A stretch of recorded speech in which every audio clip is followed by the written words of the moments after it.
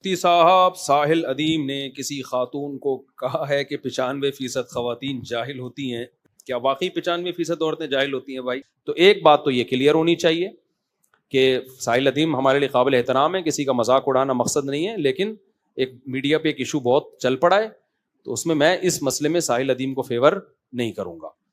وہ لڑکی جب کہہ رہی ہے نا کہ آپ قرآن کی آیتیں سنا رہے ہیں، میں آپ سے کیا پوچھ رہی ہوں، تو اس کو ڈانٹا گیا ہے کہ آپ کو آیتیں سننے سے کوئی تکلیف ہو رہی ہے، اس طرح کے الفاظ کہے گئے۔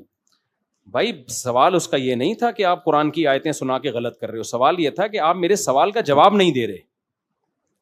دیکھو میں آپ سے کوئی بات کرتا ہوں، میں آپ سے کوئی واقعہ لے کے کوئی سوال پوچھ رہا ہوں، آپ سوال کے جواب کو فوکس کرنے کے بجائے آپ قرآن کی آیتیں یا حدیثیں شروع کرو گے تو میں کیا کہوں گا؟